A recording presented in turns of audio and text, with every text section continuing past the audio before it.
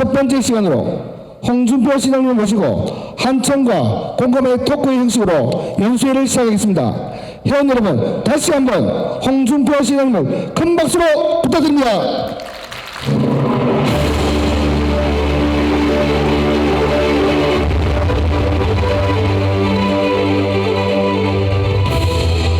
자, 지금 시작해도 됩니까? 예, 시작하겠습니다. 개별적으로 특강이라는 게 뭐 별게 아니고 일방적으로 제가 할 말을 하고 가버리면 여러분들이 참 서운할 것 같아서 미리 질문을 받았습니다. 질문을 현장에서 이래 받는 것이 좋지만 그래 하게 되면 질문하시는 분들이 서론이 너무 길어요. 그래 한참 하다 보면 제대로 질문 두세 개가 안 돼요. 그래서 되도록이면 많은 질문을 받고 대답을 하려고 내가 그래 미리 질문을 받았습니다. 그래서 그 질문에 대해서 지금부터 답변을 드리도록 하겠습니다. 지금 의사협회에서 파업을 진행하고 있습니다. 대구에는 파업으로 인한 인해 피해가 있습니까? 그리고 파업에 대해서 대처 방안을 어떻게 생각합니까? 의사분들이 파업하는 것은 아마 저는 그렇게 봅니다. 한동안 해방 이후에 한국에서 가장 인기 있던 직종이 법조인하고 의사입니다. 문과는 법조인이었고 이과는 의사였습니다. 그런데 법조인들은 과거에 저희들 법조에 들어올 때도 그랬지만은 한번 시험 합격하면 그게 평생 먹고 사는 직업이 되기 때문에 직업의 대우가 아주 좋았습니다. 그냥 판검사 하다가 변호사를 하게 되면 1년에 수억씩 벌어들이는 것은 예사였어요. 그런데 그 법조직력이라는 게 갑자기 인원이 늘기 시작했어요. 정부 방침으로. 폭발적으로 늘어가지고 지금 변호사의 한 90%가 사무실 유지를 하기 어려울 만큼 변호사가 많아졌습니다. 옛날에 저희들 때는 인가를 못 받고 바로 변호사로 나가는 사람들이 삼성그룹에 가면 바로 상무를 줬어요. 차도 내주고 골프 회원권도 주고. 그런데 요즘은 일반 회사에서 대리도 주지 않습니다.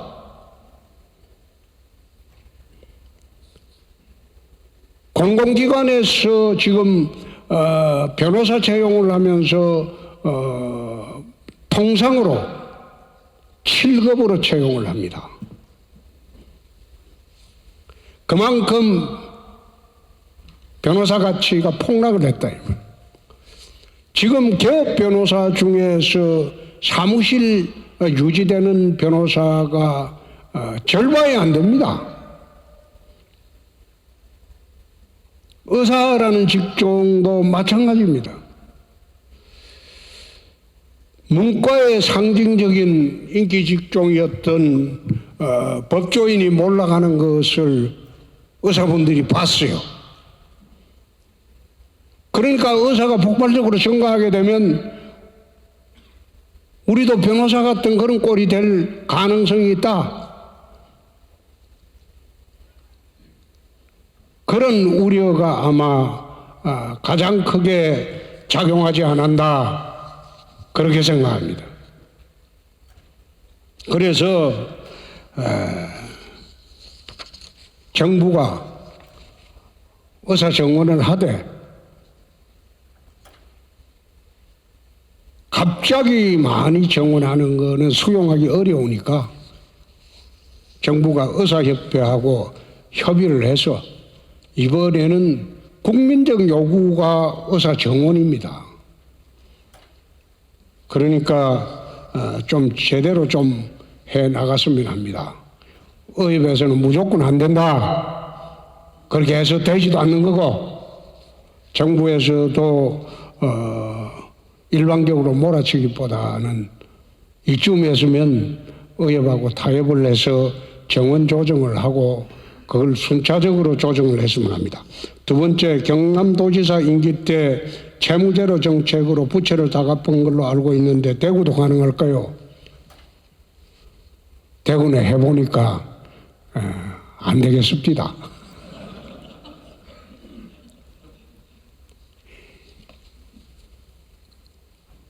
도지사는 여러분 이게 지원기관입니다. 시장 군수가 하는 일을 지원하는 기관이래요. 그러니까 쓸데없는 지원은 줄이고, 그리고 포퓰리즘 사업하지 않고, 이렇게 하면 채무 감축이 가능해요. 그런데 시장은, 이게 광역시 시장은 도지사하고 달리 집행기관입니다. 광역시 시장이 직접 도시계획을 하고 집행을 하고 하는 겁니다. 구청장이 도시계획 권한이 없어요. 그게 일반 도하고 광역시 시장하고 다른 점이에요. 그렇게 하다 보니까 직접 집행을 해야 되기 때문에 돈을 도지사처럼 그렇게 절약을 할 수가 없어요. 그래서 더 이상 빚지지는 않는다. 여러분들은 매년 정부나 지방자치단체가 예산을 이래 편성을 할 때 순수 세금만으로 편성하느냐? 그렇지 않습니다. 정부에는 국채를 발행해요. 국채를 발행해서 부족한 돈을 메꿉니다. 지방정부 시도는 지방채를 발행합니다. 매년 수천억씩. 그런데 제가 대구시정을 맡고 재정건전화를 내세우면서 첫째, 예산을 편성을 할 때 지방채를 발행하지 않습니다. 새로운 빚은 지지 않는다. 세수가 굉장히 어려워요, 지금. 그렇지만은 지방채는 발행하지 않는다. 그래서 2년 연속 대구 민선 자치정부 생기고 30년 동안 지방채 발행하지 않고 예산을 짠 것은 이번이 처음입니다. 그래서 더 이상 빚은 지지 않는다. 그래서 작년에 2천억 정도 갚은 것 외에는 금년에는 부동산 경기가 워낙 나쁘니까 지방세수가 소득세가 안 들어와요. 취득세 같은 게. 그래서 금년에는 더 이상 빚은 지지 않는다. 아마 그 기조는, 재정건전화 기조는 임기까지 계속될 겁니다. 세 번째, 금호강경 많이 개발하고 있는 것 같습니다. 태풍이나 장마 때 범람이 걱정되는데 안전한 개발 사업인지 궁금합니다. 쓸데없는 생각을 하고 있네요. 그거 다 감안해서 지금 금호강을 시민 친화 수변공항으로 바꾸고 있습니다. 네 번째, 동구에는 혁신도시가 있습니다. 주말 되면 유령도시가 됩니다. 이거 어제 오늘 일이 아니에요. 노무현 대통령 시절에 국토균형발전이라고 전국의 모든 기관을 내려보냈는데 그 기관이 내려오면 가족들은 안 따라옵니다. 혼자 옵니다. 와서 금요일 오후 되면 다 올라가 버려요. 그런 식의 국토균형발전은 실패한 겁니다. 제대로 국토 균형 발전이 되면 지방을 자족 도시로 만들어줘야 돼요. 교육, 의료, 문화, 주거, 그게 수도권 못지 않아야지 가족들이 내려옵니다. 대구 지역에 청년 일자리 창출이 시급한데 이 문제는 대구뿐만 아니라 전국적인 문제죠. 전국적인 문제죠.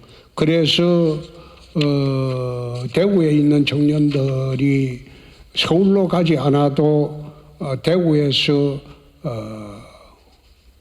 꿈과 희망을 실현할 수 있도록 민선 8기 들어와서 1년 8개월 동안 대구에 투자 유치를 기업 유치를 하고 투자 유치를 했는데 지난 10년 동안 투자 유치한 것에 2배를 했습니다. 그리고 본사 이전한 게 작년 한 해만 28곳이 됩니다. 전부 첨단 산업들입니다. 첨단 산업들이 들어오는 것이 좋습니다. 그게 대구 산업 대개편을 지금 하고 있습니다. 2년 반만 더 하면 대구가 섬유 중심 산업 도시에서 첨단 산업 중심 도시 5대 신산업 도시로 다 바뀔 겁니다. 그리고 여러분들이 자꾸 대기업 내려오지 않느냐. 나는 대기업을 초점에 두는 것이 아니고 앞으로 폭발적으로 커갈 벤처, 중소기업, 그 기업을 중심으로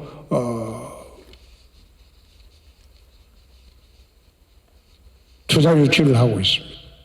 그것이 대구를 살리는 겁니다. 대기업 유치의 본들, 우선 대기업이 지방으로 내려오려고 하지 않습니다. 그래서 방향을 바꿔가지고 대구는 지금 5대 신산업으로 중심지로 거듭나고 있다.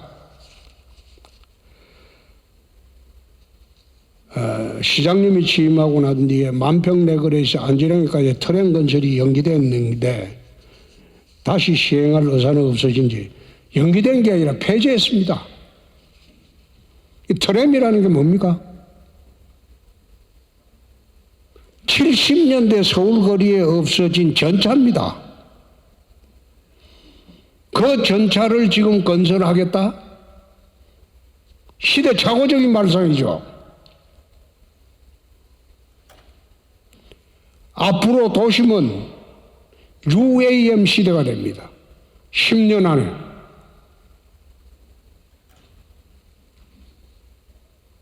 이동수단이 대부분 도심은 UAM으로 바뀔 겁니다. 우리가 지금 추구하고 있는 것은 UAM 버티포트를 대구 같은 경우에는 5군데 만든다. 그래서 하늘을 나는 자동차 시대가 10년 내에 현실화된다.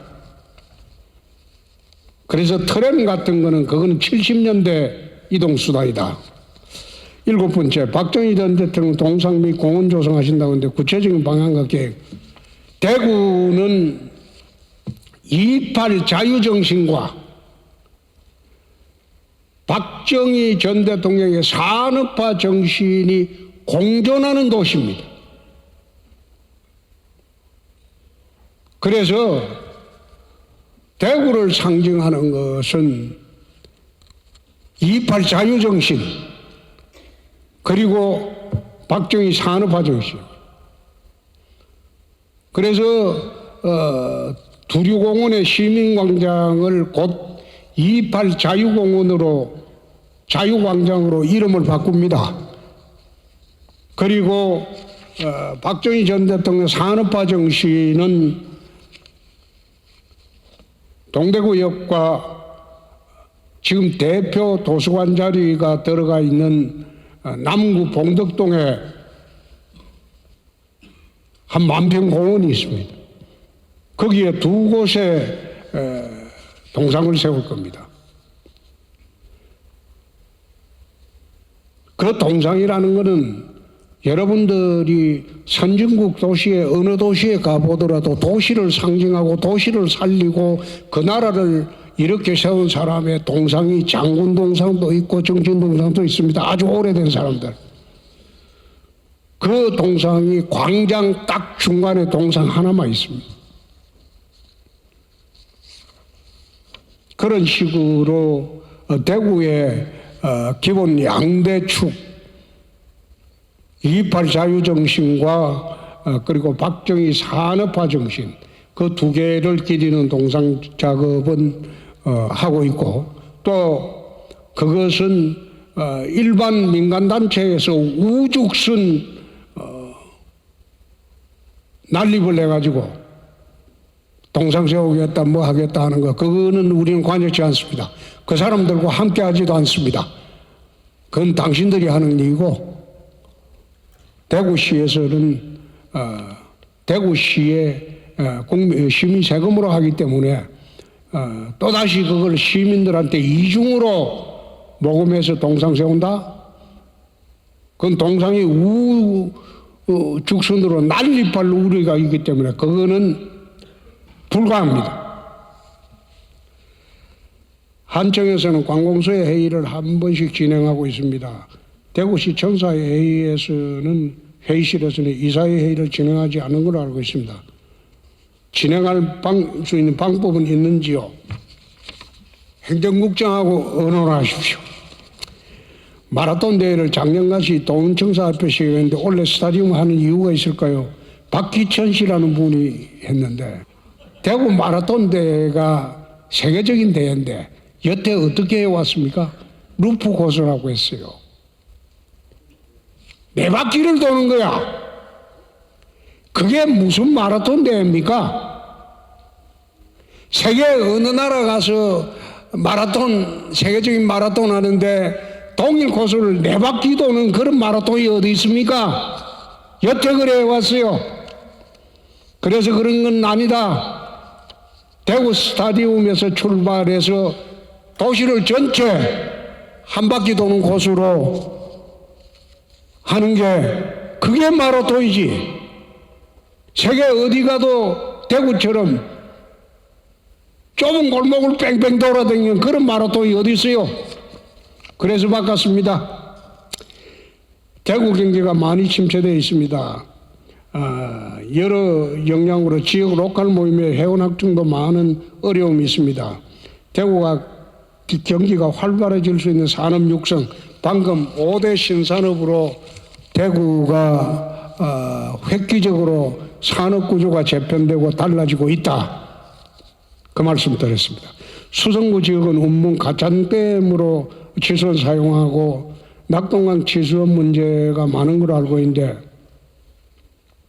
다른 지역 치수원 문제는 지금 안동댐에 물을 가져오기 위해서 환경부와 협의가 거의 완료 단계에 와 있습니다. 금년 6월 되면 답변이 나올 것으로 압니다. 12번째, 대구 청년 감소의 문제 개선을 위해서 대구시의 결혼 및 출산 장려 정책 방향이 궁금합니다. 출산율이 저하되는 것은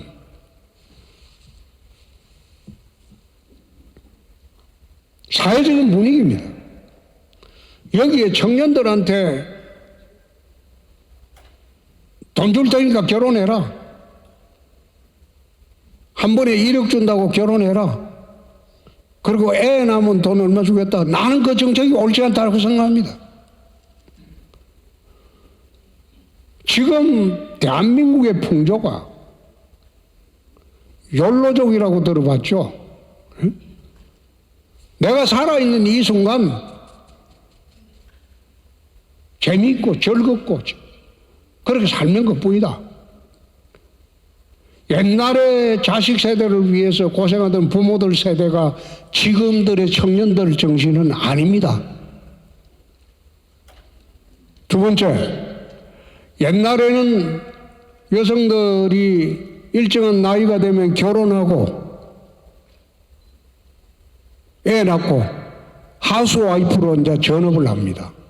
근데 지금은 달라요. 결혼해도 애를 낳으면 교육 문제, 보육 문제, 그리고 육아 문제, 이런 문제 때문에 출산을 기피해요. 육아, 보육, 그리고 교육 문제, 이 국가가 어떻게 보증을 해주고 대신을 해주느냐, 그 정책이 제대로 서야지 애를 낳는데 두려움이 없어지고 고민이 없어지는 거예요. 세 번째, 여성들이 요즘은 캐리어 우먼들이 굉장히 많아요. 옛날에는 저희들 때만 해도 그렇죠. 일단 나이 들어서 연애해서 결혼하고 집에 들어앉으면 그게 평생 직업이 돼버리는데 지금은 그렇지 않죠. 여성들이 사회 진출이 워낙 활발해지니까 남편하고 그 결혼하는 거하고는 별도로 자기 인생이 있어요. 캐리어 우먼들이 결혼을 해서 출산을 하면 보육을 국가가 책임져 줘야 되고, 그리고 경력 단절에 대한 불이익이 없어야 되고, 그런 사회제도가 어느 정도 정착이 될 때 출산 문제가 해결되는 것이지, 억지로 청년들한테 결혼해서 애 낳아라, 그렇게 정책을 펴는 거는 난 아니라고 봅니다. 그 사이에 출산 때문에 우리나라가 들어간 돈이 수백조가 들어갔어요. 수백조를 예산을 투입해도 이 문제 해결이 안 돼요. 그런 정책적인 뒷받침이 수반되지 않고 출산 정책을 하는 것은 잘못이라고 봅니다. 나라 전체가 기조를 바꿔야 돼요. 북한의 핵무기 및 고도화되는 미사일 핵무기 위협으로부터 대한민국은 어떻게 대처해야 된다고 생각합니까? 이효중 씨가 질문했는데 참 이분 고마운 질문을 했네요.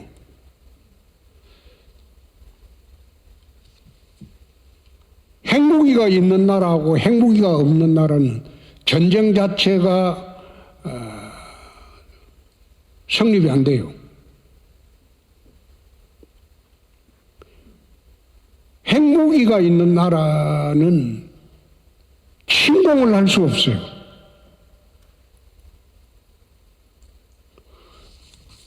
자, 이건 내 설명을 좀 자세히 해줄게. 지금 우크라이나가 러시아 침공을 받고 있죠. 그렇죠? 2년째 됐잖아요. 우크라이나는 소련 연방으로부터 독립할 당시에 핵무기 보유량이 세계 3위였어요. 미국, 러시아, 우크라이나였어요. 소련이 소연방 시절에 핵무기를 만들어 가지고 유럽을 겨냥하고 우크라이나에 전부 핵무기 배치를 했어요. 근데 갑자기 이게 독립을 해버렸다. 근데 근데 중국하고도 비교 안 되게 핵무기 보유가 많았어요. 영국, 프랑스보다도 훨씬 많았어요. 그런데 우크라이나 독립 후에 경제 부흥을 내야 되는데 미국, 영국, 러시아가 경제 지원하겠다.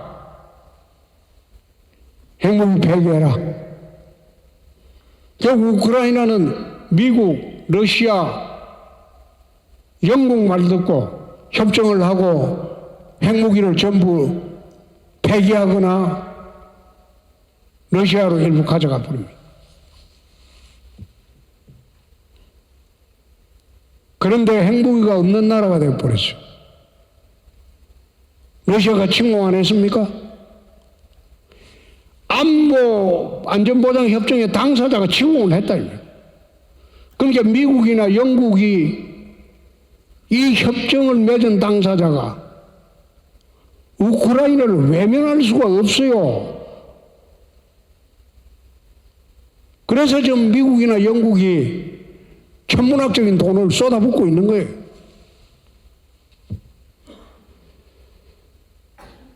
러시아가 우크라이나 점령하려고 하면 핵무기 몇 발만 하면 돼요. 근데 왜 사용 못 할까요? 미국이 뒤에 있기 때문에.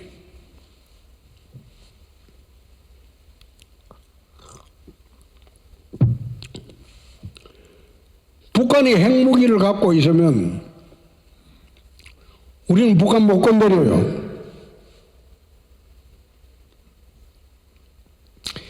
이스라엘이 지금 가자지구하고 전쟁을 하고 있잖아요. 근데 미국에서 전쟁 반대하죠. 자꾸 확전 반대하죠. 근데 이스라엘은 하고 있어요. 미국이 아무리 압력을 가해도 할 수 있어요. 계속하고 있어요. 어떻게 그런 게 가능할까요? 이스라엘은 핵무기가 있어요. 이란이 옆에 붙어 있는데 왜 못 대들까요? 핵을 가진 나라이기 때문에. 이스라엘 같은 경우는 핵을 갖다가 가졌나 안 가졌나 그 대답을 안 해요. 그걸 NCND 정책이라고 해요. 시인도 부인도 안 하는 거예요. 대신 아무도 못 대드는 거예요. 우리가 지금 트럼프가 들어오게 되면 한반도의 핵 문제가 아주 심각해질 겁니다. 트럼프는 고립주의자예요. 미국 제일주의자고. 그렇기 때문에 북한 핵무기를 승인해 버릴지 몰라요. 그래서 지금 우리가 해야 할 가장 시급한 일은 한미 원자력 협정을 바이든이 있을 때 개정을 해야 됩니다. 한미 원자력 협정을 개정을 해서 핵 폐기물을 재처리할 수 있는 권한을 우리가 가져야 돼요.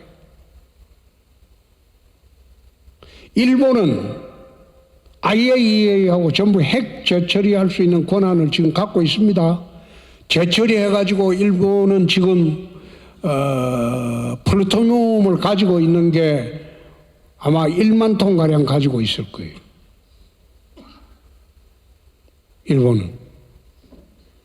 일본이 가지고 있는 플루토늄 그 양만 하면 핵탄두를 일본은 6,000개를 생산할 수 있습니다. 핵탄두를 갖다가 처음 만들 때 어려운 거지. 처음 만들고 난 뒤에 그 다음부터는 그냥 빵 찍어내듯이 찍어냅니다. 원료만 있으면.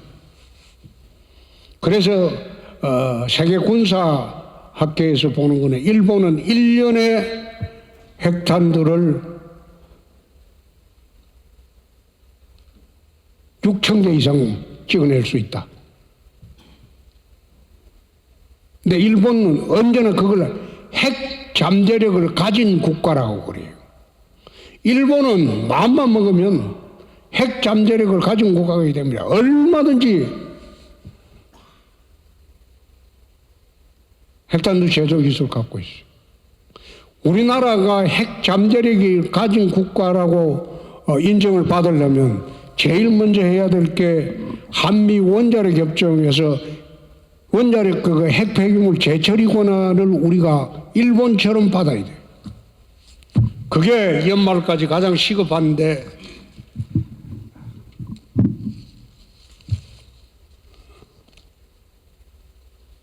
지금 정부는 알고 있는지 모르고 있는지 난 그거는 모르겠어요.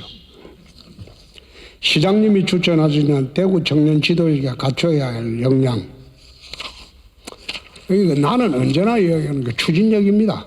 뭐 일을 봤으면 그걸 만들어내야죠.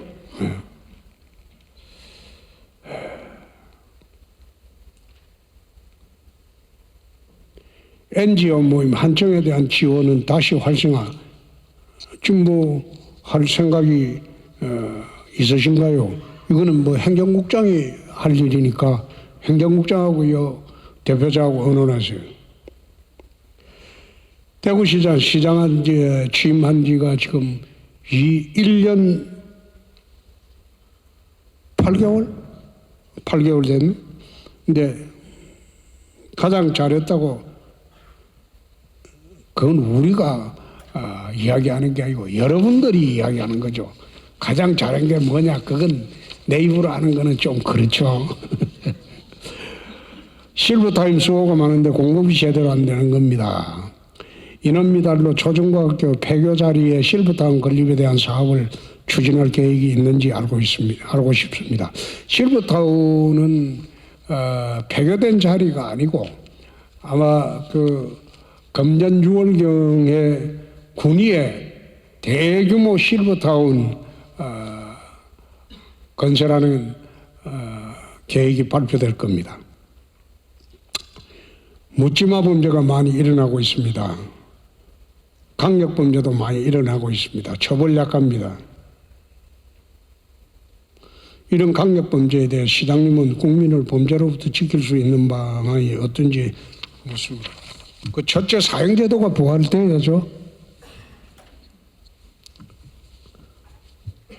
흉악범은 사형집행을 해야 돼요. 나는 그게 이해가 안 되는 게 헌법에도 위반 안 되고 형법에는 사형 판결 후에 6개월 내에 집행하라고 강제 조항이 있어요.